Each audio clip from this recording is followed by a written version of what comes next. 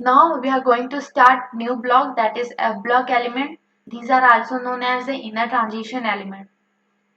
This block consists of two series, that is lanthanide and actinide series. ये दोनों series अपने में ही बहुत ही important topic है.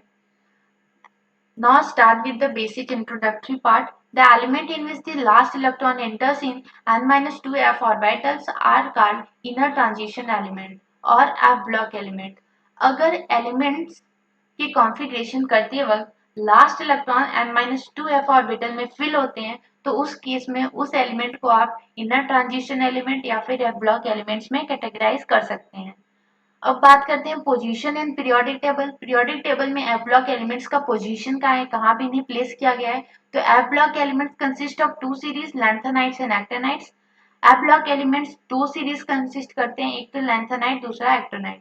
लैंथेनाइड की बात करें कहाँ से शुरू कहाँ से खत्म होता है, तो सीरियम से स्टार्ट होता है, इसका एटॉमिक नंबर 58 होता है, खत्म ल्यूटियम पे होता है जिसका एटॉमिक नंबर 71 होता है.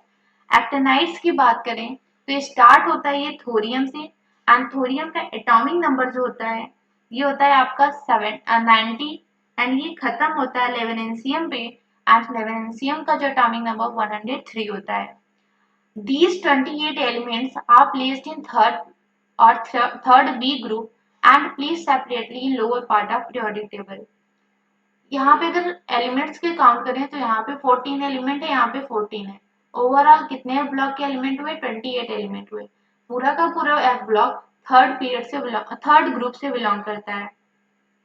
पीरियड वेरी करते हैं वो भी. आप अगर बात करें लेंथेनाइड तो वो बिलोंग करता है, लेंथेनाइड आपका 6th पीरियड से बिलोंग करता है, एक्टिनाइड 7th पीरियड से. अगर आप पीरियोडिक टेबल को देखते हैं तो लैंथेनाइड एक्टिनाइड्स को बीच में नहीं बल्कि पीरियोडिक टेबल के नीचे एक बॉक्स में रखा गया है. ये हो गया पोजीशन का बात. पोजीशन में आपने देखा पीरियोडिक टेबल के लोअर पार्ट में रखा गया है, एंड ये थर्ड ग्रुप से बिलोंग करता है, and 6th and 7th period में इन्हें प्लेस किया गया है. First start with the lanthanide series. Rare earth और लैंथेनन्स भी कहा गया है क्योंकि इनका जो अक्रेंस है वो रेयरली पाए जाते हैं.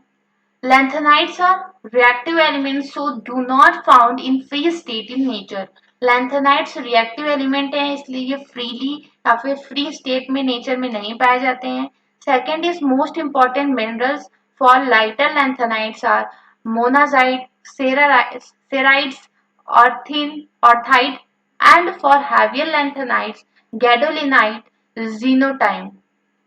Most minerals lighter lanthanides minerals most important minerals में एग्जिस्ट करते हैं जैसे कि मोनाजाइट, सेराइड्स हो गया और थाइट हो गया, एंड हेवियर लैंथेनाइड्स आपके एग्जिस्ट करते हैं गैडोलिनाइट और जीनोटाइम के फॉर्म में. मतलब ये फ्री स्टेट में नेचर में एग्जिस्ट नहीं करते हैं, ये किसी न किसी से रिएक्ट करके कंपाउंड फॉर्म में और मिनरल्स के फॉर्म में एग्जिस्ट करते हैं.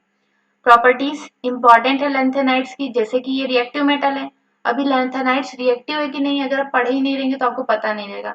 सो देर इज नीड दैट आप प्रॉपर्टी को बार बार पढ़ें सो दैट ये आपके सेरिबेलम में इंटर कर जाए.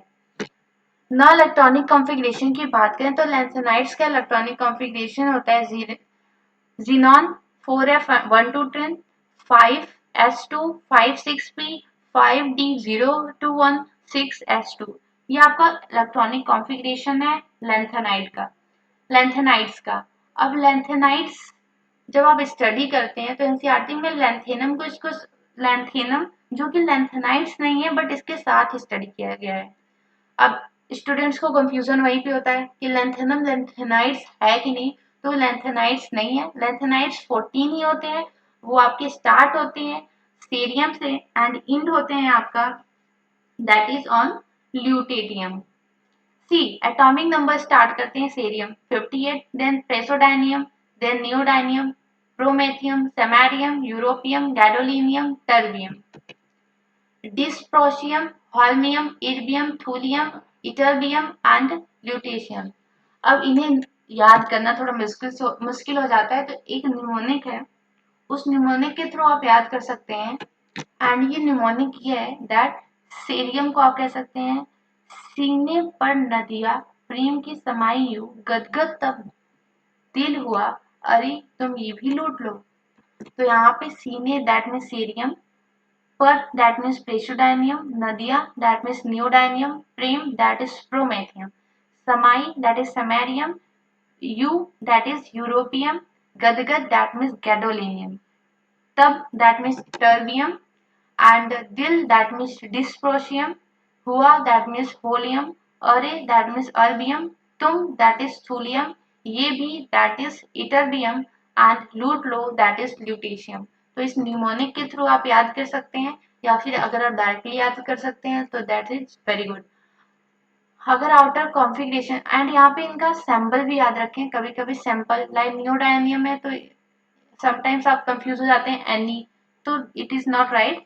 यहाँ पे आपको प्रेशोडायनियम में सबसे ज्यादा कंफ्यूजन होता है प्रोमेथियम के साथ.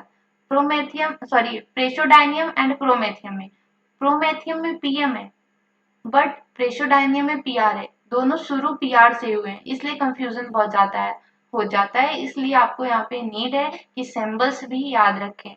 आउटर इलेक्ट्रॉनिक कॉन्फ़िगरेशन की बात करें तो एटॉमिक कॉन्फ़िगरेशन है, ये +3 आयन की कॉन्फ़िगरेशन है. Atomic configuration that is 4f1 5d1 6s2.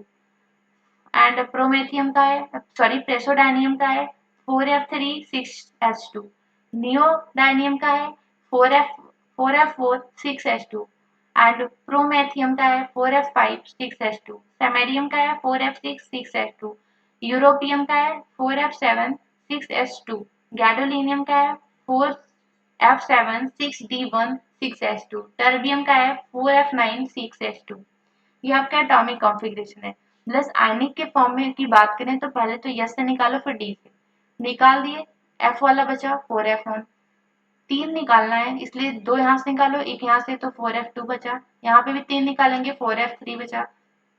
Similarly 4f4 4f5 4f6 4f7 4f8. अब एक चीज यहाँ पे ये चीज एनसीईआरटी में लिखा है कि एटॉमिक स्टेट में देखिए जो एफ ऑर्बिटल की फीलिंग है वो ऑर्डर्ड नहीं है. 1 2 है ही नहीं, 4f2 कहीं है ही नहीं, डायरेक्टली 4f3 आ गया है. 4f4 है 5 है 6 है 7 है. 4f8 है ही नहीं, 4f7 डबल बार आ गया है.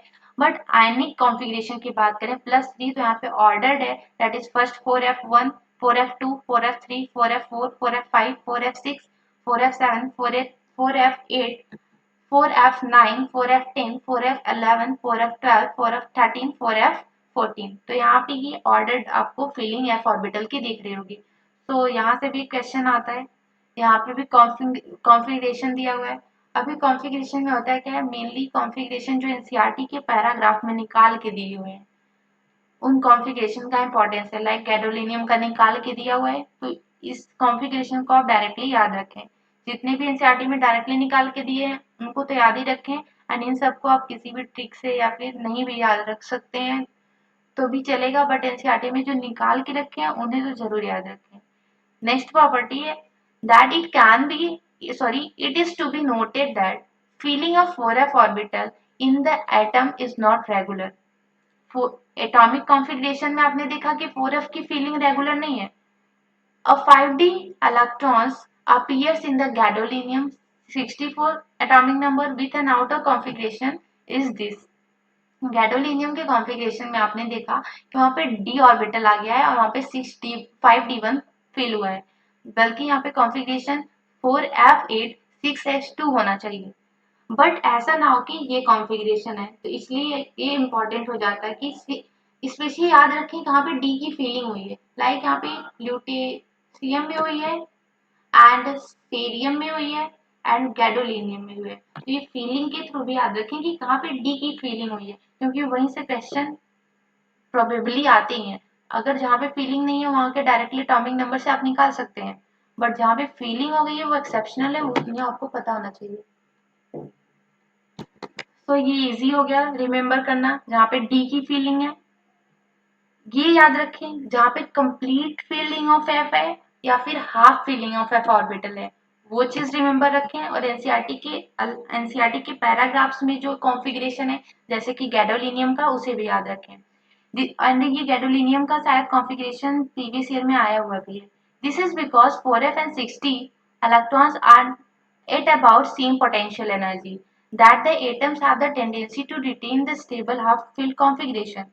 4f और 5d का जो कॉन्फ़िगरेशन है जो इलेक्ट्रॉन की एनर्जी है उनकी पोटेंशियल एनर्जी स्लाइटली सेम है। सेम होने की वजह से 4f से इलेक्ट्रॉन जंप कर जाता है 5d में। दैट इज वाई उसकी फीलिंग आपके ये है, that is 4f7 61 and 6s2, ना कि 4f8 6s2। अभी तो ये रीजन हो गया। नेक्स्ट पॉइंट है, on the other hand the feeling of F orbital is regular in try positive ion. अभी आपने ट्राई पॉजिटिव आयन का ये जो फीलिंग देखा, यहाँ पे देखिए फीलिंग रेगुलर थी 1 से लेकर 14 तक। 14 जो लेंथेनाइड्स उसमें रेगुलरली फील हुआ था। एंड पीएम की बात करें, that is promethium is the only synthetic radioactive lanthanides. Promethium एक ऐसा ओनली लैंथेनाइड्स है जो कि सिंथेटिक रेडियोएक्टिव लैंथेनाइड है। और सारे नेचुरली एग्जिस्ट करते हैं, बट प्रोमेथियम क्या है, सिंथेटिक रेडियोएक्टिव लैंथेनाइड है। Now move to the oxidation states. The lanthanides in lanthanides plus 3 oxidation state is more stable, most stable. जो लैंथेनाइड्स में +3 ऑक्सीडेशन स्टेट होता है, ये मोस्ट स्टेबल ऑक्सीडेशन स्टेट है लैंथेनाइड्स का। सीरियम, टर्बियम, नियोडाइनियम, डिस्प्रोशियम एंड प्रेसोडाइनियम की बात करें तो ऑल एग्जिबिट +4 ऑक्सीडेशन स्टेट। ये लोग +4 ऑक्सीडेशन स्टेट भी एग्जिबिट करते हैं। Samarium, europium and thulium, ytterbium also exhibit +2 oxidation state and ये सारे एलिमेंट +2 ऑक्सीडेशन स्टेट भी एग्जिबिट करते हैं। Cerium +4 is strong oxidising agent while europium +2 is strong reducing agent. अभी यहाँ पे याद ये रखें, +3 वाला मोस्ट स्टेबल ऑक्सीडेशन स्टेट है। अगर सीरियम का +3 दिया है ये स्टेबल है, सीरियम +4 अनस्टेबल है। दैट मीन्स यहाँ पे केस प्रोबेबली एग्जिस्ट कर सकता है कि ये क्या हो, ऑक्सीडाइजिंग एजेंट हो और देन रिड्यूस हो जाए। दैट इज वाई यहाँ लिखा है सीरियम +4 ऑक्सीडाइजिंग एजेंट है, ये अनस्टेबल होता है, ये सीरियम +3 में रिड्यूस हो जाता है। एंड यूरोपियम +2 की बात करें और यूरोपियम +3 एट जनरल पॉइंट के हिसाब से देखो तो +3 मोर स्टेबल है। दैट मीन्स +2 क्या होता है, +3 में कन्वर्ट हो जाता है, इसलिए यूरोपियम +2 क्या है, रिड्यूसिंग एजेंट है। रिड्यूसिंग एजेंट है इसलिए तो खुद क्या हो रहा है, ऑक्सीडाइज हो जाता है। तो यहाँ पे ये कुछ कॉमन पॉइंट से एग्जाम में भी आते हैं इनसे क्वेश्चन। +3 तो ज्यादा स्टेबल है, बट कहीं कहीं +4 +2 भी एग्जिस्ट किए हैं। एंड सीरियम +4 ऑक्सीडाइजिंग है, यूरोपियम +2 रेड्यूसिंग एजेंट है। नाउ नेक्स्ट हमारा पॉइंट है लैंथेनाइड कंट्रैक्शन। लैंथेनाइड कंट्रैक्शन की बात करें तो first let it zoom it. Lanthanide contraction. In the lanthanide series, with increasing atomic number, there is a progressive decrease in the size from lanthanum to lutetium, that is from La+3 to Lu+3. This contraction is size is known as the lanthanide contraction. अगर आप lanthanum+3, याद रखें lanthanum जो है हमारा lanthanide में नहीं belong कर रहा है, बट यहाँ से लेकर lutetium+3 की तरफ अगर आप मूव कर रहे हैं तो ionic not atomic, ionic size जो है ये प्रोग्रेसिवली डिक्रीज करता है। एंड ये डिक्रीज होने का मेन रीजन है lanthanide contraction. General electronic configuration of these element is 4f1 to 14, 5s2, p6, d0 to 1, 6s2. Due to the poor shielding effect of 4f electron, they exhibit very little screening effect to the outermost 6s2 electrons. अभी होता क्या है, ये lanthanide contraction है क्या?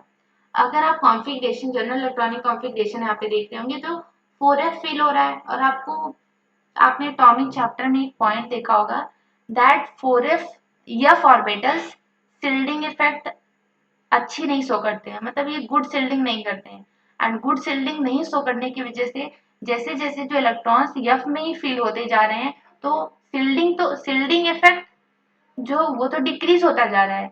But nuclear charge की बात करें या फिर इफेक्टिव न्यूक्लियर चार्ज की बात करें, ये इंक्रीज होता जा रहा है, जिसकी वजह से क्या हो रहा है, जो अट्रैक्शन है 6s2 इलेक्ट्रॉन्स का न्यूक्लियस के टुवर्ड वो इंक्रीज होता जा रहा है एंड प्रोग्रेसिवली इसकी वजह से साइज भी डिक्रीज होता जा रहा है, तो इसी को हम लेंथेनाइट कंट्रैक्शन कहते हैं। Hence the increasing atomic number the enhanced nuclear charge lead to the contraction in the size of atoms and ions. तो यही है दैट इंक्रीजिंग एटॉमिक नंबर जैसे जैसे हो रहा है इफेक्टिव न्यूक्लियर चार्ज इंक्रीज हो रहा है, जिसकी वजह से कंट्रैक्शन इंक्रीज हो रहा है एंड साइज प्रोग्रेसिवली डिक्रीज हो रहा है। Now applications of lanthanide contraction की बात करें तो first application is atomic size. The ionic radii of zirconium plus 4 is about 9% more than the titanium plus 4. Similar trend is not maintained passing from second to third transition series. The ionic radius of hafnium plus 4 instead of increasing because of the inclusion of one more electronic cell decreases or virtually equal to the zirconium plus 4 as a consequence of lanthanide contraction. Now अगर आप इनके order की बात करें तो first titanium, जिरकॉनियम, then आपका hafnium होता है। अभी क्या है, ये आपके हैं जो भी ग्रुप के नीचे अगर आप देख रहे हैं यहाँ पे दैट इज ये फोर्थ ग्रुप के हैं। फोर्थ ग्रुप में टिटानियम, जिरकॉनियम, हाफनियम। टिटानियम से जिरकॉनियम की तरफ मूव करते हैं तो जिरकॉनियम प्लस 4 आयन का साइज 9% मोर होता है टिटेनियम प्लस 4 के कंपेरिजन में। बट अगर जिरकॉनियम से हाफनियम की तरफ मूव करते हैं तो यहाँ पे साइज इंक्रीज होना चाहिए as the general trend that अगर आप ग्रुप में नीचे की तरफ आ रहे हैं तो साइज इंक्रीज होता है। बट यहाँ पर हाफनियम प्लस 4 की साइज इंक्रीज ना होने की वजह से आप कहिए थे जिरकॉनियम प्लस 4 की साइज ज्यादा ही होती है as compare to hafnium plus 4। Increase ना होकर यहाँ डिक्रीज हो जाता है। रीजन ये है कि that is because of the lanthanide contraction. Lanthanide contraction की वजह से साइज इंक्रीज ना होने की बजाय डिक्रीज हो जाती है। This explains the close similarity between the members of second and third transition series than between the elements of the first and second series. That means close similarity exist करती है third and second and third member. यहाँ पे ज्यादा similarity होगी क्योंकि size क्या है, similar है। बट टिटेनियम और जिरकॉनियम की बात करें that is first and second series, तो यहाँ पर साइज जो सिमिलरिटी होगी वो स्लाइटली डिसिमिलर होगी as compare to the second and third series. तो यहाँ से कंक्लूजन ओवरऑल क्या आया दैट अगर आप मतलब मीन्स थर्ड सीरीज से फोर्थ 3D 4D 5D की तरफ अगर मूव कर रहे हैं तो यहाँ पे जिरकॉनियम, पहले तो टिटेनियम रहता है नॉट जिरकॉनियम, टिटेनियम, जिरकॉनियम, हाफनियम, इन दोनों के बीच में जो सिमिलरिटी है वो ज्यादातर कॉमन है एज कंपेयर टू टिटेनियम जिरकॉनियम। क्यों? क्योंकि यहाँ पे जो साइज है जिरकॉनियम हाफनियम का वो सेम होता है स्लाइटली हाफनियम से। बट अगर बात करें जिरकॉनियम का तो टिटेनियम से ज्यादा होता है। इसलिए ट्रेंड फॉलो हुआ है कि similarity between the titanium zirconium is less similar as compare to zirconium and hafnium. Now basic nature of hydroxide की बात करें तो basic nature of hydroxide regularly decreases. अगर आप लैंथेनाइट सीरीज में मूव करते हैं that is from cerium to ytterbium की तरफ आप मूव कर रहे हैं तो इस केस में क्या होगा, जो हाइड्रोक्साइड या फिर बेसिक ऑक्साइड हाइड्रोक्साइड होंगे उनकी बेसिसिटी डिक्रीज होगी। That is basic nature decreases along the period of the lanthanide series. Similarity in properties of lanthanides, कुछ similarities हैं lanthanide की property में। Due to the small difference in size, chemical properties of lanthanides are similar and their separation are difficult. अभी क्या है, इनकी size जो होती है लैंथेनाइड्स की वो सिमिलर होती है, मतलब ज्यादा चेंजेस नहीं होता है। इस वजह से उनकी प्रॉपर्टीज, केमिकल प्रॉपर्टीज वो भी सिमिलर होता है। एंड जब केमिकल प्रॉपर्टीज सिमिलर होता है तो इसमें सेपरेशन जो होता है, सेपरेशन डिफिकल्ट हो जाता है। आपको पता है जब सेम टाइप के कंपाउंड फॉर्म कर रहे हैं एंड सेम टाइप के नेचर शो कर रहे हैं, दैट मीन्स वहां पे सेपरेशन की डिफिकल्टी आ जाती है। नाउ नेक्स्ट इसी पे इंपॉर्टेंट रिएक्शन ऑफ लैंथेनाइड्स दिया हुआ है, आपके एनसीईआरटी में भी सिमिलरली ऐसे ही दिया हुआ है। लैंथेनाइड्स को अगर बर्न किया जाए एयर में, देन Ln2O3 फॉर्म हो रहा है। एसिड से रिएक्ट करवाया जाए तो हाइड्रोजन गैस रिलीज करेगा। हाइड्रोजन से रिएक्ट कराया जाए तो लैंथेनम हैलाइड फॉर्म करेगा। वाटर से रिएक्ट कराया जाएगा तो LnOH का whole thrice and hydrogen gas release होगा। अगर कार्बन से तो यहाँ पे रेंज पे डिफर करता है। Ln2C भी फॉर्म हो सकता है, Ln3C भी फॉर्म कर सकता है, Ln2C3 भी फॉर्म कर सकता है। नाइट्रोजन से हीट करेंगे तो Ln फॉर्म करेगा एंड सल्फर से हीट करेंगे तो Ln2H3 फॉर्म करेगा। अभी एनसीईआरटी में एक और लाइन लिखी है, यहाँ पर लाइन ये लिखी है दैट जो इनिशियल मेंबर्स है लैंथेनाइड सीरीज के, इनिशियल मेंबर्स अर्लियर मेंबर्स थोड़े सिमिलर होते हैं, उनके जो रिएक्शंस केमिकल बिहेवियर होते हैं अर्लियर मेंबर्स के वो सिमिलर होते हैं कैल्शियम की तरह, कैल्शियम मेटल की तरह। अगर एटॉमिक नंबर या फिर लेटर मेंबर की बात करें, दैट इज जैसे जैसे उनका इंक्रीज हो रहा है एटॉमिक नंबर, उन मेंबर्स की बात करें तो वहां पे उनकी प्रॉपर्टीज केमिकल बिहेवियर सिमिलर होता है एल्युमिनियम की तरह। तो ये एनसीईआरटी में ऐसा एक लाइन दी हुई है, that's why I am telling you. And Michel metal is an alloy of lanthanide, mainly cerium and iron. और मिश्र मेटल्स के बारे में एक पॉइंट दिया हुआ है कि मिश्र मेटल्स एक तरीके का एलॉय है लैंथेनाइड्स का, और मेनली उसमें क्या प्रेजेंट है, सीरियम एंड आयरन प्रेजेंट है। बट ट्रेस अमाउंट में, मतलब स्मॉल अमाउंट में ट्रेसेस में प्रेजेंट है sulphur, carbon, calcium and aluminium. तो ये पॉइंट्स भी इंपॉर्टेंट है। This is all about lanthanide. इसको पढ़ने के बाद एनसीईआरटी पढ़ लीजिए, जो पॉइंट मिस हुए हैं, सॉरी जो पॉइंट यहाँ पे एक्स्ट्रा है उसको आप एनसीईआरटी में नोट कर सकते हैं। So that's all.